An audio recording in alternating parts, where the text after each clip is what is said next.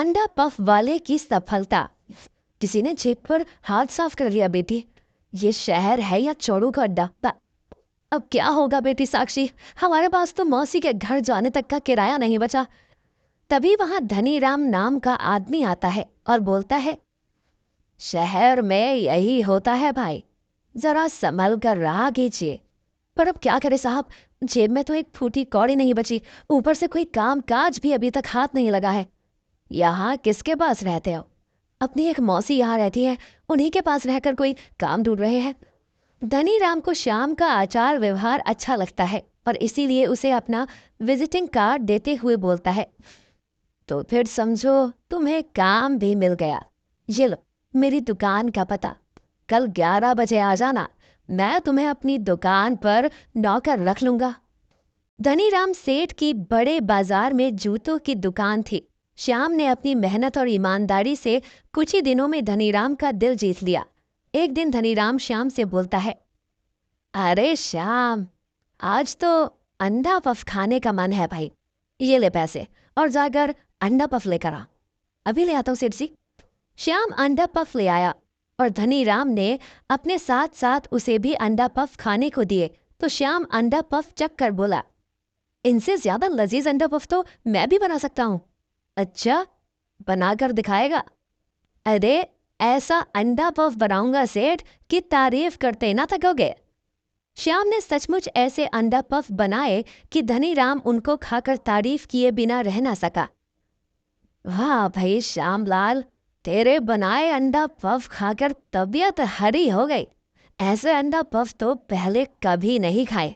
तू तो पक्का कारीगर निकला भाई।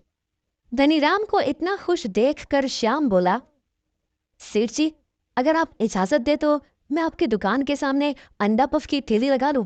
मैं आपको थोड़ा बहुत किराया भी दे दिया करूंगा। किराए की बात सुनकर धनीराम ने सोचा, मेरी दुकान के आगे बहुत सारी जगह खाली पड़ी है, ये मेरे किस काम की? अगर ये इसे किराए पर ले लेगा तो मेरी तो कुछ ना कुछ आमदनी ही होगी। इसी लालच में आकर धनीराम ने उसको ठेली लगाने की इजाजत दे दी और फिर कुछ ही दिनों में श्याम की ठेली पर अंडा पफ खाने वालों की भीड़ उमड़ने लगती है। भाई, तुम ऐसे कौन से मसाले डालते हो जिनसे अंडा पफ इतने लजीज बन जाते हैं? घर पर स्पेशल मसाले बनाता हूँ बहन जी, तभी तो इतने स्वादिष्ट अंडा पफ बनते हैं। बहुत सारी जगहों पर अंडा पफ खाए, पर ऐसे अंडा पफ तो कहीं भी खाने को नहीं मिले। श्याम का काम बहुत अच्छे से चलता देखकर धनीराम के मन में लालच आ जाता है। इसका धंधा ऐसे चलता रहा तो ये मुझसे भी अमीर हो जाएगा। अब तो कुछ ना कुछ करना पड़ेगा। कुछ दिन बाद श्याम को अचानक से बीमार सरिता से मिलने के लिए गांव जाना पड़ता है और कई दिनों के बाद जब वो गांव से वापस काम पर लौटता है तो देखता है कि वहां पर कोई और ही आदमी अंडा पफ की ठेली लगाए हुए था। अरे, तुमने यहाँ ठेली क्यों लगाई भाई? यहाँ तो मेरी ठेली लगती थी। तुम यहाँ ठेली कैसे लगा सकते हो भाई? तभी धनीराम बोला, अब यहाँ तुम्हारी ठेली नहीं लगेगी, मैंने अपनी ठेली लगाकर कारीगर रख लिया है, समझा? ऐसा कसम मत ढाओ सेठ, मुझ गरीब के पेट पर लात मारकर क्या मिलेगा आपको? ये कहकर श्याम की नजरें अपनी ठेली को ढूंढने लगी। मेरी ठेली कहाँ है सेठ? उसे तो दे दो। कहाँ से दे दो? उसे तो तेरी गैर हाजिरी में कमेटी वाले उठा ले गए। ये सुनकर श्याम को बहुत दुख हुआ, मगर श्याम ने हिम्मत नहीं हारी। वो साक्षी से बोला, सेठ के मन में लालच आ गया है बेटी, इसलिए हमें धोखा दे दिया। मगर तू चिंता मत कर, मैंने इनके पास ही एक दुकानदार से बात कर ली है, अब मैं वहां पर ठेली लगा दूंगा। उस दिन के बाद श्याम ने वहां अंडा पफ बेचना शुरू कर दिया और फिर कुछ ही दिनों में वहां भी उसका काम चल पड़ा। वाह भाई श्याम, तुम तो जहां जाते हो खाने वाले वहीं चले आते हैं। मेहनत और ईमानदारी से काम करने का यही फल मिलता है भाई। उधर धनीराम सेठ ने अपने अंडा पफ बेचने के लिए कई तरह के तरीके अपनाए। उसने श्याम से सस्ते दामों में भी अंडा पफ बेचे, मगर फिर भी उसका धंधा पिट गया और वो श्याम का दुश्मन बन गया। इसका वक्त श्याम के रहते तो मेरा धंधा चल ही नहीं सकता, अब तो इसे यहाँ से भगाना ही पड़ेगा। अगले ही दिन वो अपने कुछ आदमी श्याम की ठेली पर भेजता है। अबे साले, इतना खराब माल बनाता है और ज्यादा दाम मांगता है, मारो साले को, बनाओ यहाँ से। ये कहकर धनीराम के गुंडे श्याम की जमकर पिटाई करके वहां से चंपत हो जाते हैं। श्याम अस्पताल का बिस्तर पकड़ लेता है और अंडा पफ बनाने का काम उसकी बेटी साक्षी को करना पड़ता है।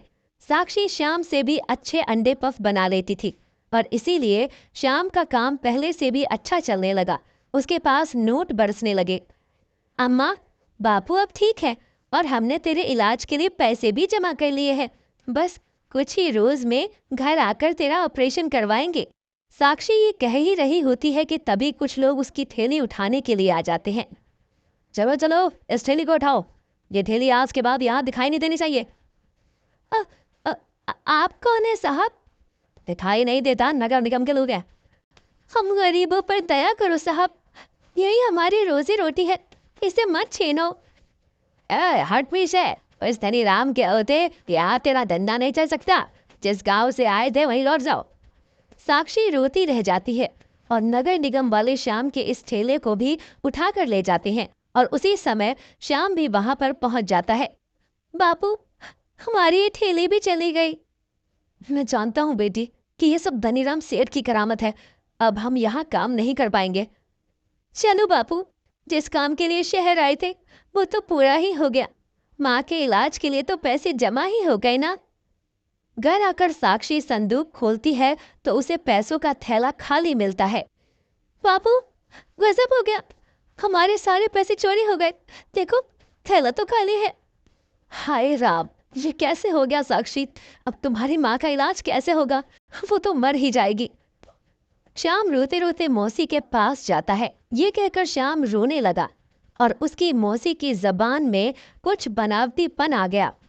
वो झूठा दिलासा देते हुए बोली, यहाँ शहर में तो कदम कदम पर चोर, ठग, जेब कतरे घूमते रहते हैं बेटा। किसी ने तेरे पैसे चुरा लिए तो भला इसमें मैं क्या कर सकती हूँ?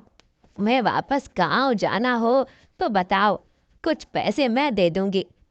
मौसी की बनावटी बातों से श्याम समझ गया कि पैसे उसी ने चुराए हैं, मगर फिर भी वो चुप ही रहा। इस शहर में इसी के भरोसे आया था और इसने ही माँ बनकर मेरा और मेरी बेटी का पूरा ख्याल भी रखा था। अब इस पर चोरी का इल्जाम लगाऊंगा तो 10 आदमी मुझे ही बुरा कहेंगे, इसलिए चुप रहने में ही फायदा है।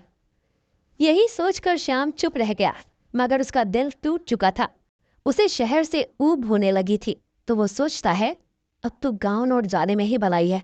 साक्षी की माँ का इलाज तो ना करा सका, कम से कम उसके मरने पर उसकी चिता को आग तो अपने हाथों से दे ही दूंगा।